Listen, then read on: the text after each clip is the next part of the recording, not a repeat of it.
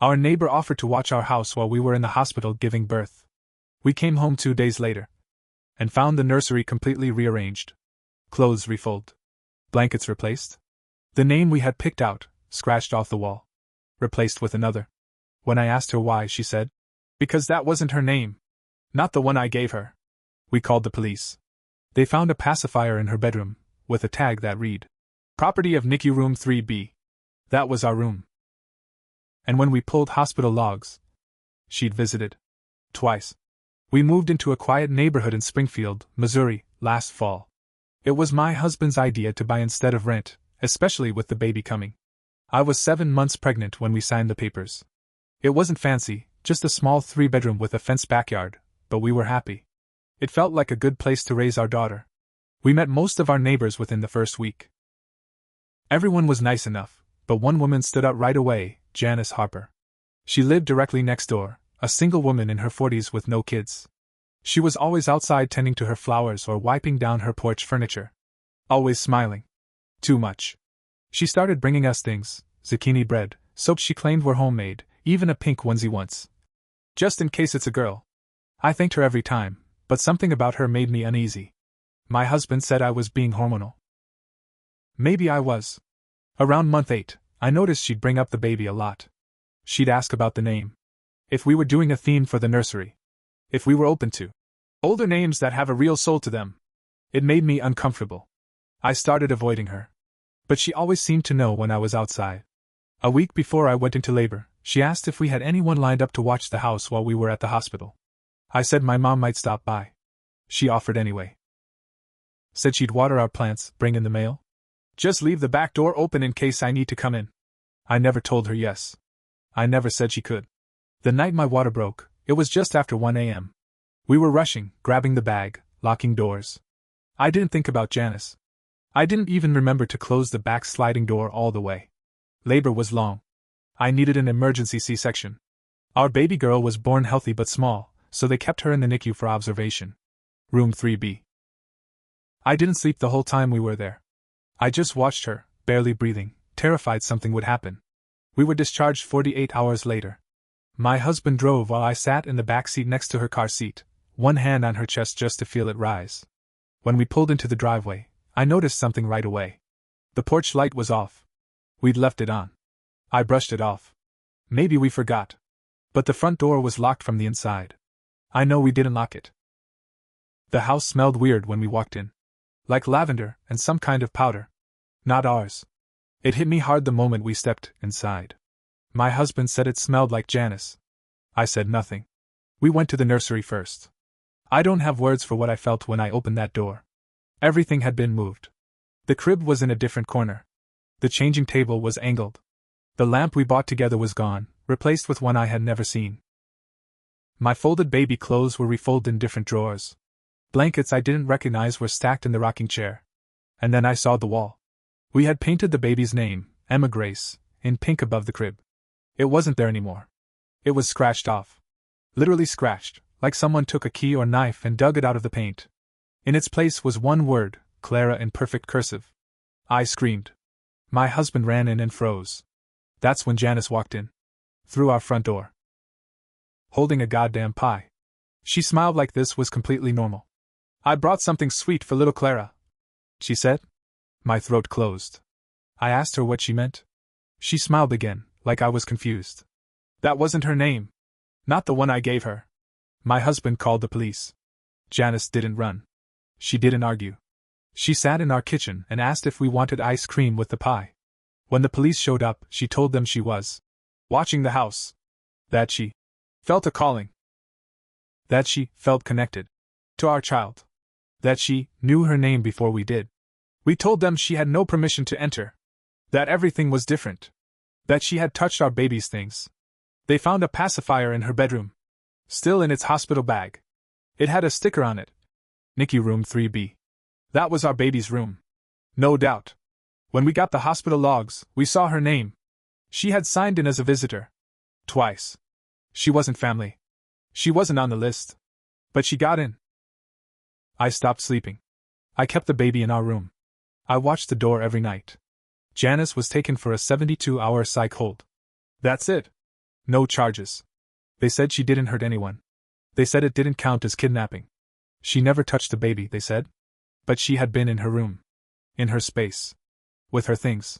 She came home like nothing happened. We filed a restraining order. Got cameras. Changed every lock. I thought maybe we were safe now. But then the packages started. On our doorstep. Addressed to Clara. Clothes. Books. Dolls. All secondhand. Some had notes inside. Can't wait to see you again. You'll be back home soon. The police said there was nothing they could do. As long as she doesn't approach the baby. They said. I don't think she's finished. And now I'm not either. After the packages started showing up, I stopped taking walks with the stroller. I didn't even let the baby nap in her own room. We moved the bassinet into our bedroom. I kept the blinds closed all day. The cameras were always on. But it didn't help me sleep. A few days after the last package, I got a letter in the mailbox. No stamp. No address.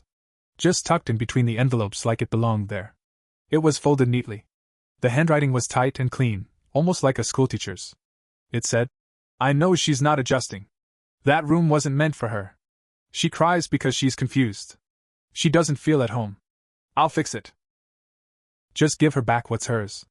That same day, our camera picked up Janice walking across our lawn. She didn't knock.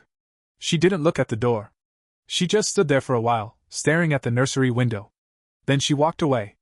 We reported it again. Police said since she didn't step on the porch, it wasn't trespassing. Said they couldn't do anything unless she tried to come inside again. I started keeping a baseball bat by the bed. My husband bought a gun. I hated the idea of it. But every time I looked at my daughter, I felt something mean in my chest. Like I could do anything to protect her. A week later, I was in the nursery folding clothes. Trying to take it back. Make it mine again. I opened the closet to rearrange things, and I froze. Hanging behind the baby's dresses was something I had never seen before. A white baby gown. Handmade. Old. It smelled like mothballs. I dropped it and stepped back. My husband was at work. I called him, then called the police. They searched the house. Nothing else was missing. Nothing else was added. But someone had been inside. There was no sign of forced entry. No broken windows. The locks were new. But that dress was not ours. It wasn't even a style you could buy anymore. We checked the footage. Hours of it. And there she was. Janice. 3:17 a.m. Crawling through the doggy door in the laundry room. The one we never thought to seal. I lost it. We handed the footage to the police. They finally arrested her. Charged her with unlawful entry. Trespassing. But still no charges for stalking. Nothing about the baby. They called it a misunderstanding with mental health elements. She was bailed out that same day. That night we didn't sleep. I kept the gun on the nightstand. We waited for something to happen. And something did. Around 4 a.m., we heard a noise outside. Then glass shattering. She'd thrown a rock through the nursery window. Inside was a note, written in the same tight handwriting. You stole her. You changed her name. She remembers me. We moved the next morning. Packed up everything in one day, broke the lease on the mortgage, and left. Didn't care about the cost. Left the baby's crib, left the paint on the wall, left the neighbors. We moved to St. Charles, 4 hours away. No more houses. We found a condo in a secured building top floor. No neighbors within touching distance. For a while, it was quiet. But 3 months later, we got a postcard. A photo of a house for sale. Ours. And on the back, one sentence. This house still knows her name. I called the real estate agent listed on the postcard. Just said I was a curious potential buyer. She was polite, told me the listing was recent. The seller was anonymous, going through a third-party agency. The house had been recently cleaned and cleared out. I asked if there had been any incidents with the previous owner. She hesitated, then said, there were some concerns raised by the last family, but nothing formally disclosed. I thanked her and hung up. My stomach was in knots. I didn't know if Janice had bought the house, or broken in again, or what, but someone was trying to rattle us. And it was working. My husband wanted to ignore it. We're gone. It's over. She can't get to us here. But she could. 3 weeks later, we got a visit from Child Protective Services. A woman showed up at our door asking to check on Clara. Not Emma. Clara. She had a report. Anonymous. Said the child was in distress. That the parents were using a false identity. That the baby had been removed from her rightful home. I broke down crying. I told the woman everything. Showed her the restraining order. The police reports. The footage. The letters. Everything. She left and never came back. But that wasn't the point. Janice had found us. Somehow she tracked us down. We tried to keep living. But I started noticing strange things again. Baby items missing from the laundry basket. A pacifier we didn't buy showing up on the living room floor. One night, I found a doll sitting in the hallway. It hadn't been there an hour earlier. My husband was out. The baby was asleep. I watched the footage from the front and back entrances. Nothing. Then I remembered, our condo has a garbage chute in the hallway. It's locked, but a maintenance key can open it. The next morning, I asked the building manager about staff. Anyone new? Anyone acting strange? He said no, but then mentioned that one of the night cleaners had quit suddenly. Said she felt watched on the 4th floor. Claimed the cameras were turning on and off by themselves. I asked to see the logs. He got weird about it. Said he'd need to check with corporate. I pushed hard. Eventually he agreed. That night we saw it. A woman in dark clothes, hoodie up, walking down the hallway toward our door. She didn't knock. She didn't try to come in. She just knelt down and slid something under the door. We zoomed in. It was a photo of a baby. Not Emma. Not ours. But familiar. The photo had been taken decades ago. It was faded, yellowing, black and white. On the back, written in pencil. Clara Harper, 1977. Taken too soon. The second I read the back of that photo, I knew. Janice had a daughter. A real one. Probably lost her when she was young. Maybe a baby. Clara Harper. Born 1977. Died young. And now she believed our Emma was her. That she had somehow been reborn, come back to her. I spent the whole night digging. Obituaries.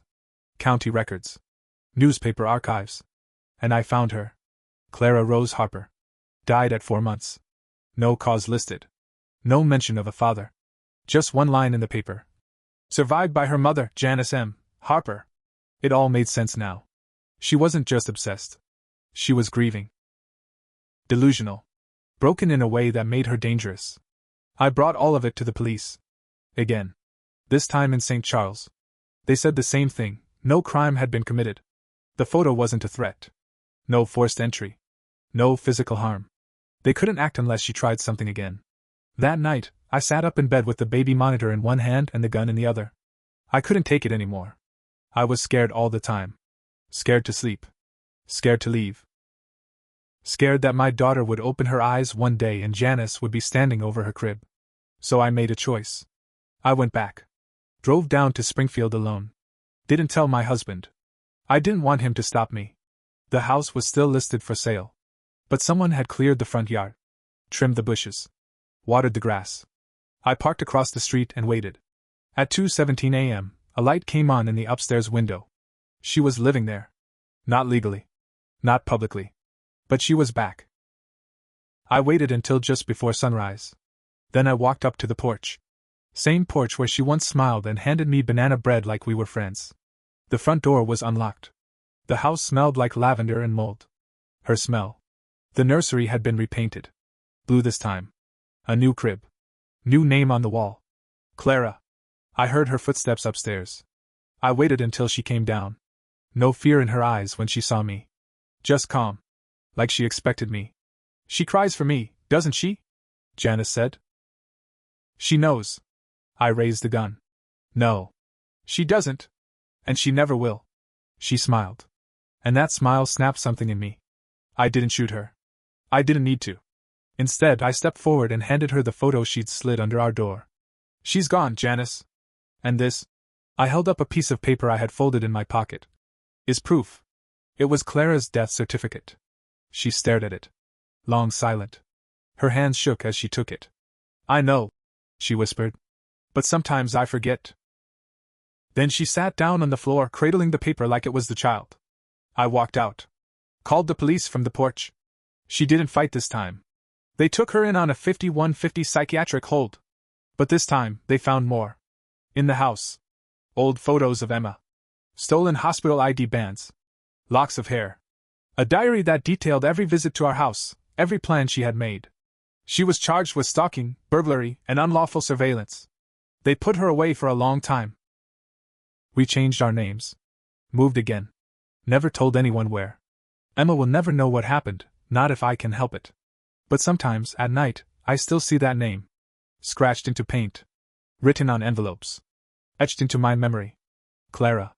She was real. And she never let go.